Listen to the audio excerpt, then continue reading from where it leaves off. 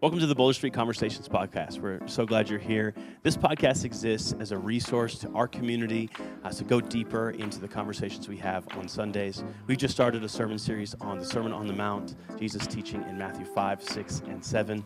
Excited to get into the content with you today. Well, Pastor Eric gave a message yesterday as we turn the corner on the last couple of Beatitudes. And so we yesterday spent time talking about blessed are the peacemakers, for they will be children of God. So with that kind of as the intro, why don't you share with us a little bit of some of the broad strokes of your message, kind of what that means. What does it mean to be peacemakers? What does it mean to be children of God? And we can kind of go from there. Yeah, awesome. Well, first, I just have to make the comment, Kenny, isn't it so weird when you are on the podcast talking about a sermon and you're like, yeah, that happened when I was downstairs. I believe really good things are happening. Yes. I just wanted to make mention of that because now Kenny knows how that feels. Yeah. I'm like, I got to cram through and watch this and catch up and get in the right spirit. But anyways, blessed are the peacemakers. I was actually really excited to kind of close the book on how we've been going through this and talking about it. But we kind of went through a progression of talking about peace and just what peace is, the misconceptions of peace, our need for peace, and our need to come to Jesus as the OG peacemaker. The OG peacemaker, that he's been doing it since creation, that we can trust him to do it in our lives, that if he can reconcile us from all our sin, can we trust him to bring peace, that we've seen multiple times how he brings peace to big situations, all kinds of things. And we can trust to him to find peace, to encounter him, to find wholeness, completeness. And in that, as we are looking to him and finding peace in him, we get to step in and have the transition of being ones who receive peace to being an apprentice to him and learn how the family business runs. And then we can go out and bring peace in communities and out into the world. So, yeah. I love I love the family business conversation. I think we're going to get into that. That's really cool. But first, I really would love to go double click onto what is peace, what is not peace. Yeah. I think you made some really great points about what peace is. Yeah. And we can talk, Greek and Hebrew. We can do that. That's fun. Yeah. We can also just talk about what peace is not. And I think there was some really good stuff there. And I think that'd be a good spot for these guys to jump into. So, what were some of your definitions of what peace is, what it's not? I remember, I don't know, I'm trying to think back if I hit it as much, but I remember with the youth, I feel like I told them, like, peace is not the drowning out of chaos. It's not the hiding away from chaos, but it's actually allowing Jesus to work through that and lead you through that chaos to bring order, completeness, wholeness, all those kind of things. And I think a lot of times we think it's the subtraction of those things. It's like once I get all of that pulled out of my life, the craziness, then I will find peace. I know I didn't say this, but I always think of like those like action movies where the hero has gone through like crazy stuff, and he's like, I'm thinking of John Wick, who am I kidding? And like once he deals with all the like bad people, then he can finally like find rest and peace. And I don't think biblically like that's what it is. Like God doesn't have us doing stuff like John Wick, but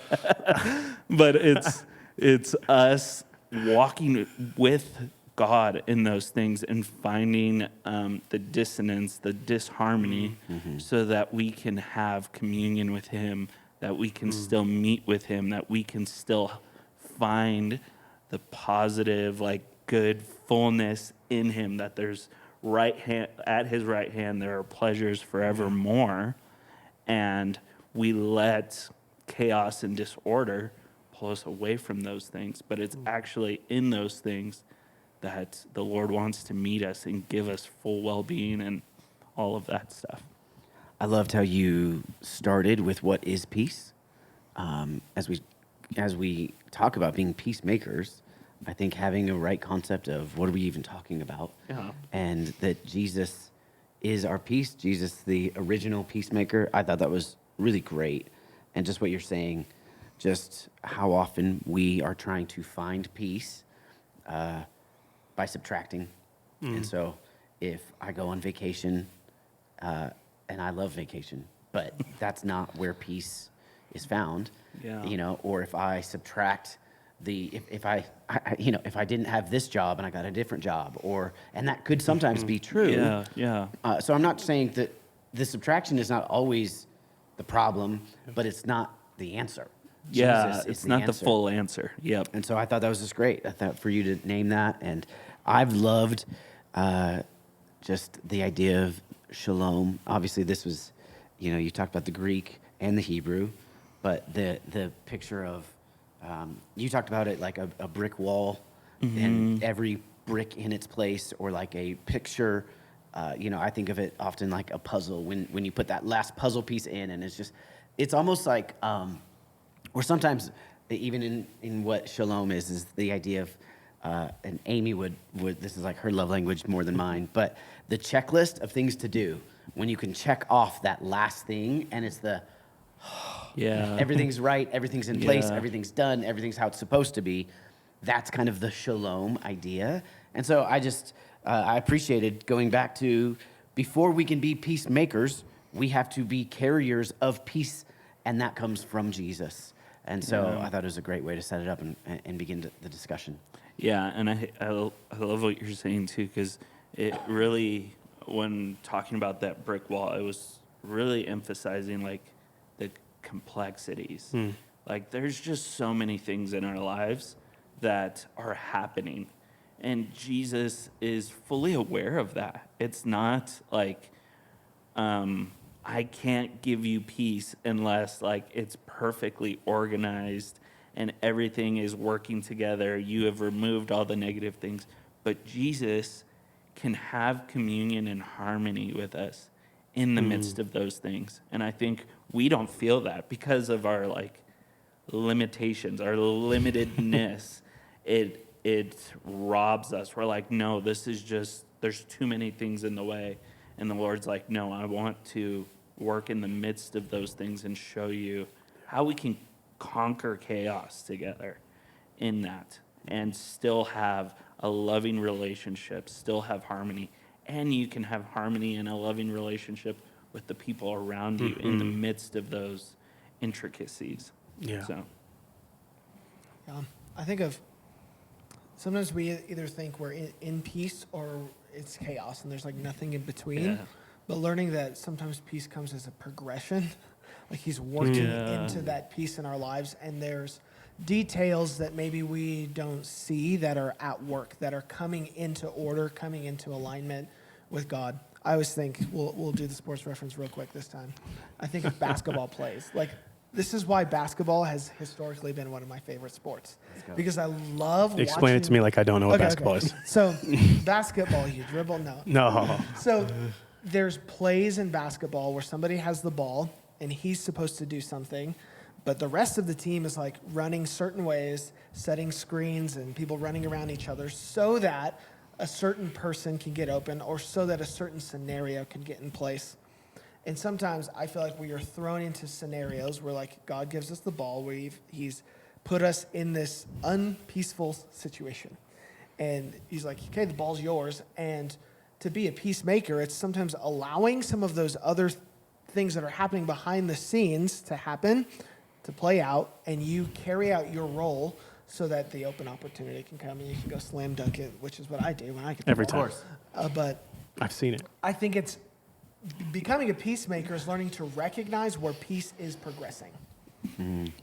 If that makes sense. And then knowing your part to play. And knowing your part to play. Right, like recognizing the patterns. Oh, this is, Yep. there's peace coming, and so then I can play a part. I think of, and I know this is the easy one to pull back to, but I think of Psalm 23, that there are seasons, times of green pastures and still waters.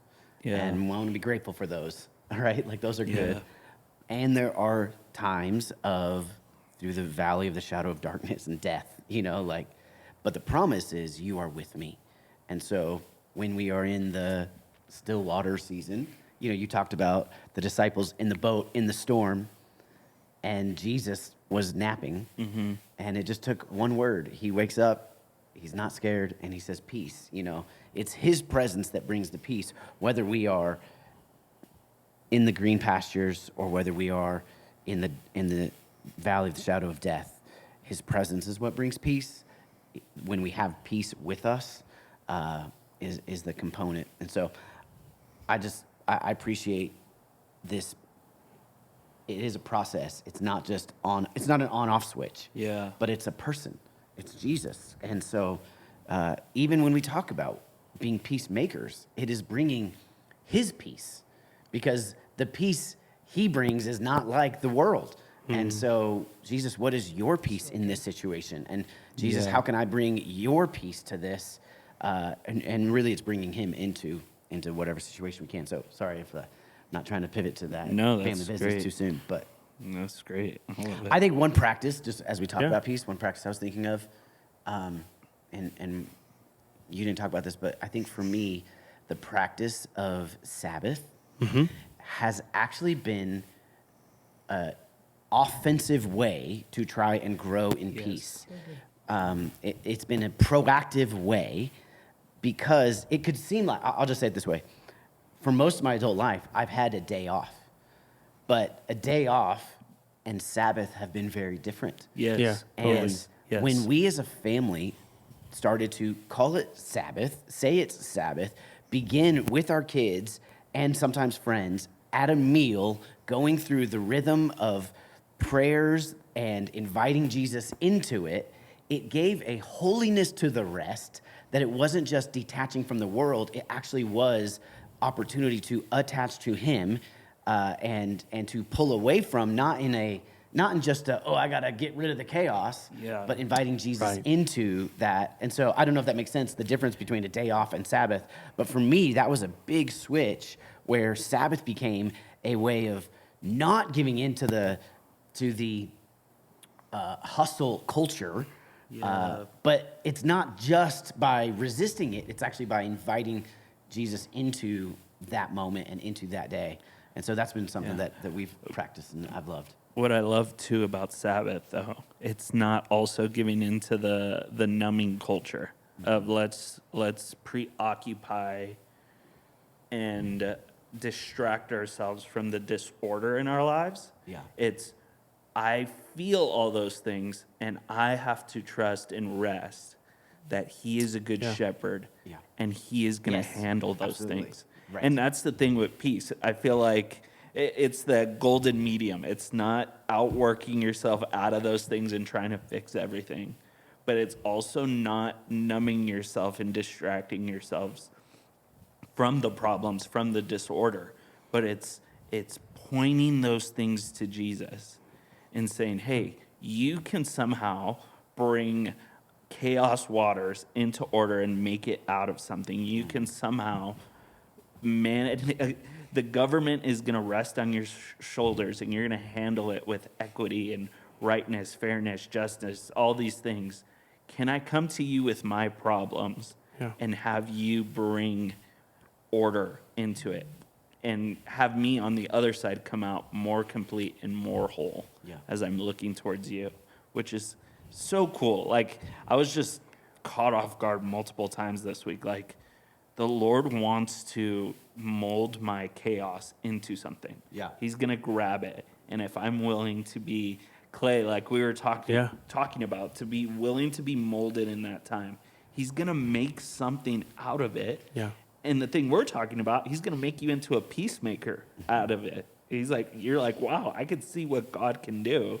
Let me go and partner with him in areas where I see disorder and chaos. And I loved how you went John 1 and Genesis 1, that Jesus has been doing this from the beginning. Yes. That this is who he is. It's part of his nature. It's what he does. He brings order and chaos. Yeah. I think it ties into the subtraction idea we were just talking about, where it's like it's the difference between rest and retreat.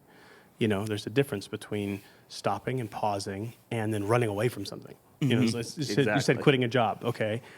Sometimes that might be the right thing. You need to look at your life and go, okay, Jesus, is this what we need to do? Is this going to help? Is this causing chaos in my life? And trusting him. And, there's plenty of great stories about that. But then there's also clear stories we could all probably think of somebody who thought the grass would be greener, so they quit and ran, or they cut and ran from the city they lived in, or they cut and ran from the relationship they had, whether that's a family relationship or a marriage relationship or a friend relationship, whatever it is. And you think, it's going to be better, be less chaos, because if I cut and run, then all my problems will go away, which is subtraction, and it's not the solution. But then sometimes rest is different than retreat, is all I'm saying. Yeah.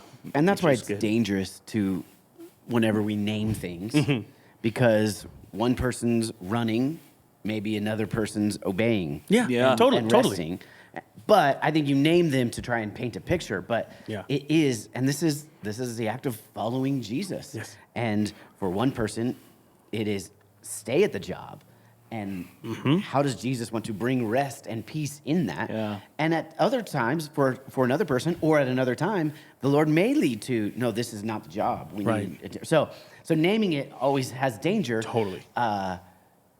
Because we're wanting to follow Jesus. And so we give examples to try and help paint a picture, but inevitably the answer is always, because I would even say what I said, Sabbath and a day off, I mean, totally different. And for one person, depending on how you approach it, it could be different. So Eric, I loved what you talked about, just the idea of numbing. I think numbing and running, we can always say those are probably not the way that we're supposed to go. Yeah. And so when we look at, am I doing this? Is this to numb what I'm feeling? Is this to run from something? Versus, is the Lord inviting me, leading me away from these things? Yeah. And it's trusting that he'll speak to you, trusting that you'll hear.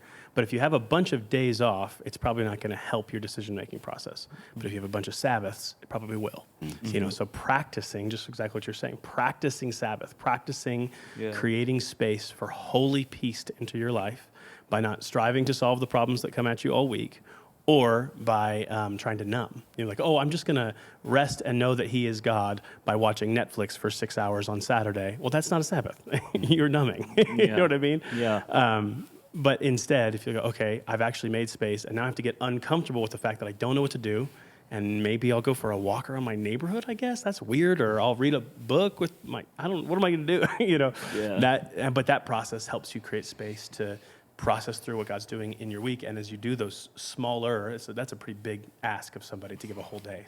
But smaller lifts over time, you get acquainted with what peace is like and the peacemaking process. And then you can make those bigger decisions as time goes on. I'd love to pivot to talking about, I think it was one of your most vivid analogies, which was the HGTV Love It or List It situation, which, by the way, HGTV, man, is so good. Like the house swap, that was my favorite. Dude, people so would just swap houses and then decorate it the way they wanted. And people would be like, I hate this. That's my favorite. But anyway, so why don't you share with us the analogy again, and then we can talk a little bit. I think we'll get a good discussion about what that's like. So it actually... Haley had found this quote from C.S. Lewis and hung it up in our room, and it talks about that he's like a cottage, but then he sees Jesus come in, and he starts knocking down walls, starts doing a bunch of stuff, and he's a little uncomfortable with all the changes, and by the end of it, he comes to the realization that God is trying to make him a palace so that he can dwell in it. And I feel like when it comes to house renovations, that is something in some way or another people can always relate with. And I think the more I see that of us being a house that is being renovated, the more I feel it was such a good analogy for this, because it's a process. we like something, we renovate it, and then like a few years later, we'll look and be like, actually, this isn't the most practical thing for us right now. And we realize that needs to get worked on again, or the yard isn't how we want it. That needs to get worked on. It always feels like it's in progress. And I feel like for us, if we took like that with things in our lives, especially peace, like it's a process to find peace. It's a progression in that. And I think if we realize that it's always something we're kind of working on, trying to fix, trying to make better, that we wouldn't feel so like success or failure in it. That we're like, I'm committing to making this the best place for God to live. So it's going to need work, and he's going to point out areas that don't have good flow or don't have like, it doesn't make sense. Like I've been seeing on Instagram and stuff where people like will take pictures of just random spaces in their house that they don't know what to do with. And people send the craziest things of like what they could put in those like random weird like lifts above the door or like that one spot. And I think it's opening ourselves up that we're going to be in construction. We're going to be in progress with God. And with this, there's a lot of things that mess with our peace. There's a lot of hurdles and obstacles in the way that we have to let Jesus kind of tear down some things and put some new practices, thought processes, views of ourselves in to actually find completeness and wholeness in our lives. And being willing to do that in community around other people, which makes it hard. Well, and I thought that was one of the things that was great as you really began to talk about being peacemakers. Blessed are the peacemakers, for they will be children of God. They will be called children of God. And that's where you use the line, about the family business. And because he is peace, because he is a peacemaker, we can have peace. But then when we have peace, we get to go and bring peace. We get to be those that make peace. And so you talked about the idea of, yes, there's in our own lives, God renovating us. But even the renovation of when we go into and we're just helping others, and we just want to start swinging the sledgehammer around and getting rid of the things. And Jesus is a kind leader. He's a gentle leader. And that we need to follow suit, be about bringing renovation in ways that bring peace and the way of peace. And so anyway, I love the idea that to be a peacemaker, it starts with having his peace. And then we're about the family business. And, I love that idea. And we're about what we're going to do what he does. So in our own lives, where do we lack peace? Jesus, would you come? But then in every situation, whether it's a friendship, a relationship, whether it's in our home, whether it's at work, whether it's in our community, in our city, that we are carriers of his peace, looking for where things are off, where there is, where there's noise, where there, and how can we bring peace in a gentle way, in a kind way, in a peaceful way, in a meek way. So I love that imagery and that invitation to be carriers of his peace and bringers of his peace. Yeah, and I thought it was, when I was thinking of that, I feel like a lot of times we will, when we're trying to be peacemakers in community, people we're tight-knit with or we're around a lot. Let me say that first. We're around a lot. We start swinging a sledgehammer, and they're like, what are you doing in my house? Like, hitting things with a sledgehammer. This is my house. And I think a lot of times we don't have the communication with people that say, hey, I want you to have peace in your life. I want to see wholeness. I want to see fullness, reconciliation, communion, and harmony with God. And we don't have that, like, hey, I'm committed to you.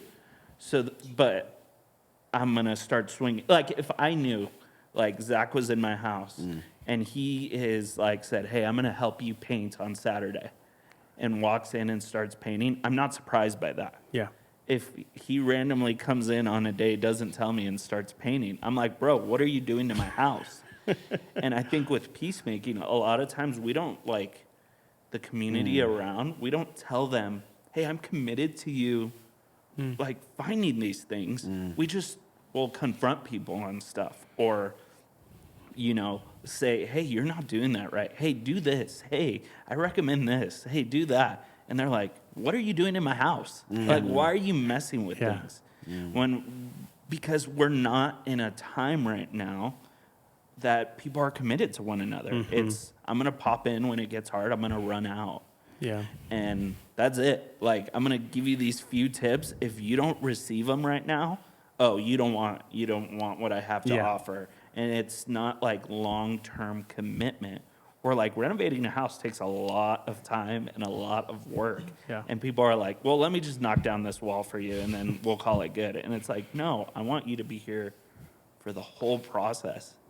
And that's what peacemaking is. It's a long-term commitment, just like Jesus was long-term committed to us in that. And in the analogy, So far, it hasn't broken down. We're like really we'll work on it. We'll get there. the demolition part is fast Yeah. and doesn't require much knowledge and education. Yeah. You got to know what you were saying, know where not to hit. But but it really is the rebuilding part where you need some expertise, you need some patience, you need to know what you're doing, and you need to be committed for the long haul, and not just come in and just be swinging sledgehammers, trying to tell people to be better, and then leave them worse off than they were before. Exactly. So good. It speaks to the wisdom and God's master craftsmanship, and how even as he's building us together as a royal priesthood and as a spiritual household, he knows how to orchestrate friendships and relationships. And it's something that I try to ask often of the Lord, like, okay, God, you've led me here to this place, to this scenario, these people I'm around. Why? Like, what is my role in their life? And then also, what role are they playing in my life? Because that person's really agitating me, and I can't get rid of them. Are you trying to point something out within me? Or why does that person keep talking to me at work or whatever it is? It's always Eric who's talking to me at work. Yeah. And I'm trying to find out, like, what is my role, Lord? What's the master craftsmanship behind this, and how do I get involved in that process? And he's so wise, the way that, you know, not in the totally predestined way, but in the way of he can orchestrate scenarios and give us the right amount of resistance and tear down. And it's good to ask God, like, what are you doing? What are we doing here? What's the vision on your heart for this? And what's going on here? What are you dreaming about? What does the house look like? I think as I read this beatitude, for me, it's I go to blessed are the peacemakers, and the comparison to peacekeeping. I mean, what's the difference between peacekeeping and peacemaking? And when I think of peacekeeping in the positive way, I would say you go somewhere where there already is peace and you do the work to keep it. When little things start to pop up and it's like, no, we're not going to let little things become a big thing. Yeah. And in the positive way, that's peacekeeping. But I think most of us think of peacekeeping as like, just keep the peace. Just don't rock the boat. Yeah. Keep things seem to be balanced. Don't get them unbalanced. And it's really passive. It's really like, I'm going to pull away from confrontation. I'm going to pull away from the conversations because I want to pretend there is peace because there's not really peace. So we try to keep the peace. Peacemaking is actually being willing to sit in conflict, like Zach does earlier today, to sit in conversation, to sit into, where there's like, I'm going to lean into this. Yeah. It's going to be uncomfortable. Yeah. But it's for the sake of bringing peace, of making peace, not just trying to keep the peace. And so I don't know if that makes sense, but to me, those seem to be, it's not blessed are the peacekeepers, it's blessed are the peacemakers, which will require a level of engagement in, hey, things aren't right, how do we make them right? Rather than, hey, let's not make things worse. Yeah, which is the building analogy fits perfectly into that, right? Where it's like you are making something out of something that was wrong. It's the chaos, wrestling chaos into peace. Where there is a wrestling in it. There's a wrestling of that, taking that raw material. I think, the thing that comes to mind for me is how do we help people navigate this without deconstructing, right? Yeah. So we're kind of, this is a parallel conversation to people going, well, this is no longer serving me, so I will dismantle everything, or worse, demolish everything.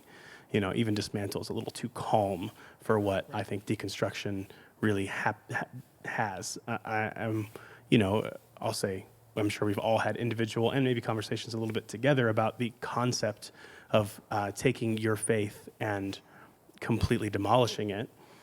So we don't, and podcasts have been spoken about and books have been written, so we don't need to spend all of that time here, but just as a little, I think, as a little help to our community who's going, okay, wait, most of the pastors I trust in my life are saying not to deconstruct anything, but it sounds a little bit like we're saying to engage in a process that includes some demolition. So is it not making sense? Or I don't know, can we talk about that a little bit? I think we may be mixing our analogy from things where we need to grow as a human being and our faith.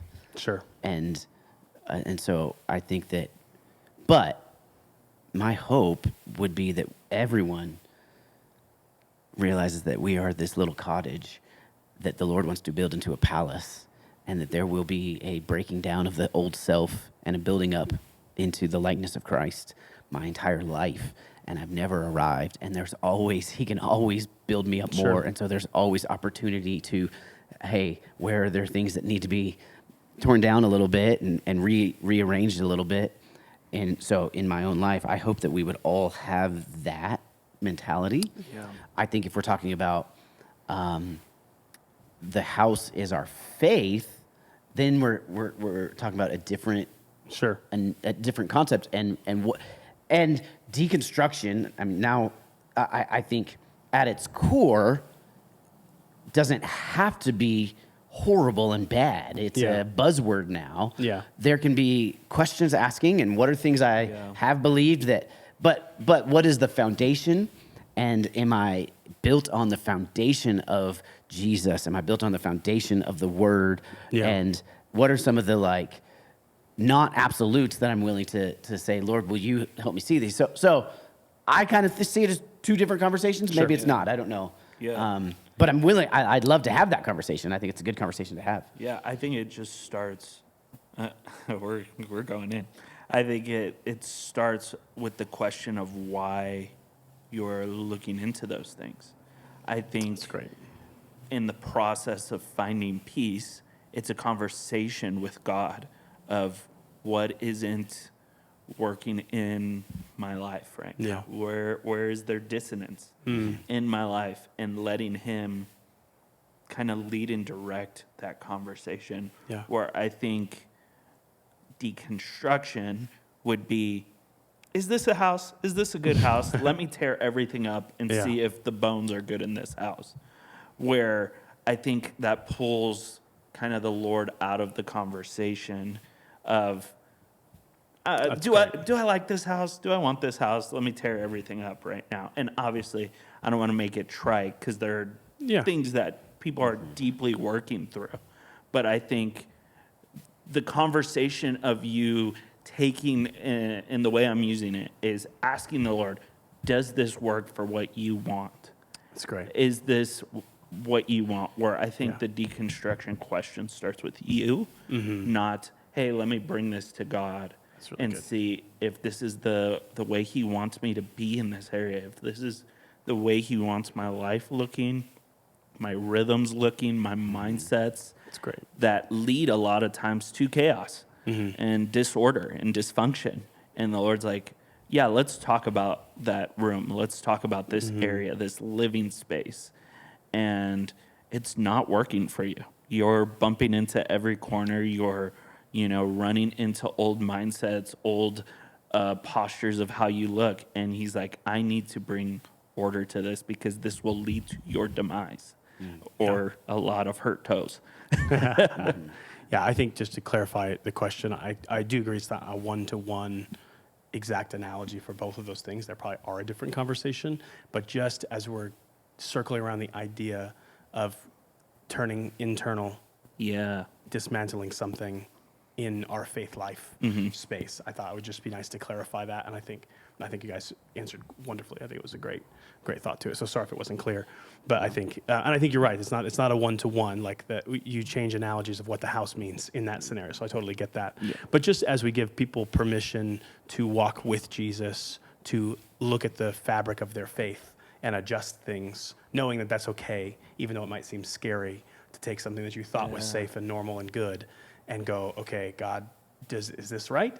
But I think doing it alongside God is a big part of the answer. Yeah. I love what you said too. So, any quick thoughts for you? I would just add, like,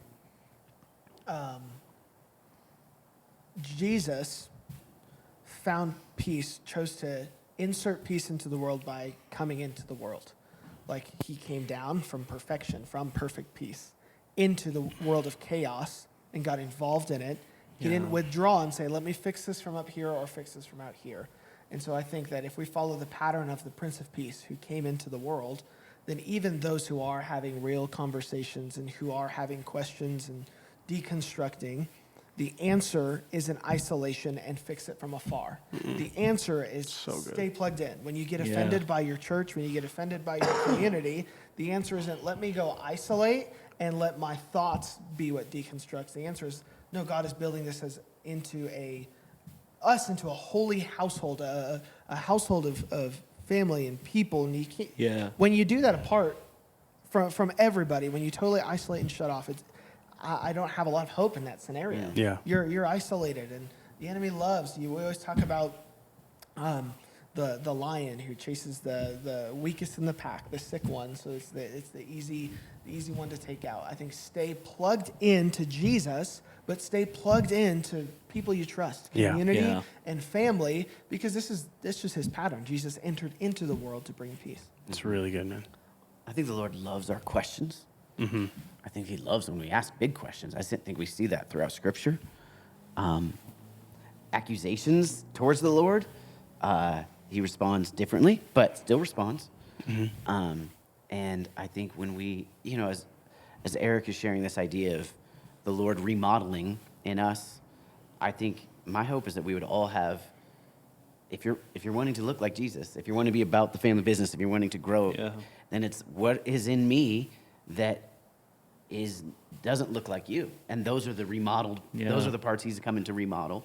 Or what you were talking of, I think, where are areas that I am anxious. So you talk about this anxious generation that we live in, and where I have anxiety and I have worry. Are there things in my life that need to be rearranged because I have built this living in an anxious spirit, and I need the peace of God?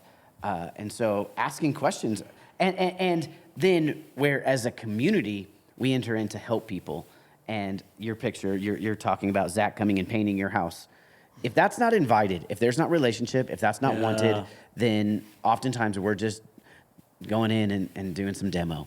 But where there is relationship and there is trust and there is hey, I'm in this for the long haul and I want this for your good. Can I, kind of the language, can I be a mirror to you? Can I help? Yeah, exactly. Can I see you not having peace in this area? Can I share with you some of the things I feel like from the Lord might help? And when we do that, then I think we move towards the Prince of Peace, and we actually are being peacemakers, carriers of his peace. Yeah. I would love to get practical here for a few minutes, just talk through some of the practical ways as you landed your message. Like, what would you hope people would do this week? Maybe what some other things that people can do or look towards as their peacemakers? Yeah, I think one of the big things is look for areas in yourself, in your community, in the world around you that are in chaos or in disorder by the Lord's standards, and say, how can I help in that area? How can I commit to seeing that change? Like, what is an area I'm willing to put long distance in with a people, with a community, with an area, and say, I want to see peace and wholeness and God step into that area. Wow. That we would evaluate the world around us and say, where is an area that I can commit, that I can say, hey, I am going to give the next 6 months, the next year, and say, I want to see this place have God in the midst, have the fullness of God there, and then do it. I think that would be my thing. I think as like we can get so isolated or in our little circles that we're like, okay, this area is good, and then we see like chaos, maybe one tier out, and we're like, ooh, good luck. But that we would actually step into the family business and say, oh, God wants peace in that area. He earnestly desires that he would be in the midst there. The Matthew 9:36, like he sees sheep distressed and helpless. They have no shepherd. They don't have Jesus there, thus meaning they don't have peace there. And that we would pray for people to step in, or that we would pray that we would be ready to step into those areas and commit to bring restoration, to do the work with Jesus. Can I just say, I think yesterday before service, there's a small group of people that pray leading into service, and Eric was preaching. I was sharing the idea of peacemakers. It wasn't my sermon, but I was, but as I was just sharing about being a peacemaker and what you just said, committing to and actively going into being a maker of peace, being someone who brings peace, who carries peace, who doesn't avoid and just try to keep things, but steps into situations where there's not peace. One of the things that we all know Julie Whitney, she just said, man, peacemaker sounds a lot like intercession. It sounds a lot like where you are in the gap, standing in intercession, interceding, and so you're standing before God on behalf of men, or before men on behalf of God, or sometimes before each other, man on behalf of another person, but that you are an intercessor. So I just even think one of the ways we can be peacemakers is through intercession. That in prayer, we can say, God, I want to bring your peace. And so even another practical way, just from that conversation, that we would be intercessors and see that as an act of peacemaking. Well, when you intercede on behalf of you could go all the way out a people group, you could go a community, that people that you know, even if you're interceding on behalf of your family, your immediate family. One of the most beautiful things about that is that you start to put yourself in their shoes. You start to think about what their morning, their afternoon, their evening is like, what their job is like, or what their circumstance are like. And so all of a sudden you increase empathy and compassion in your heart for them. And so then you're able to, that's intercession is this beautiful process of like standing with, and then sometimes even God dropping a beautiful piece of the solution into your heart.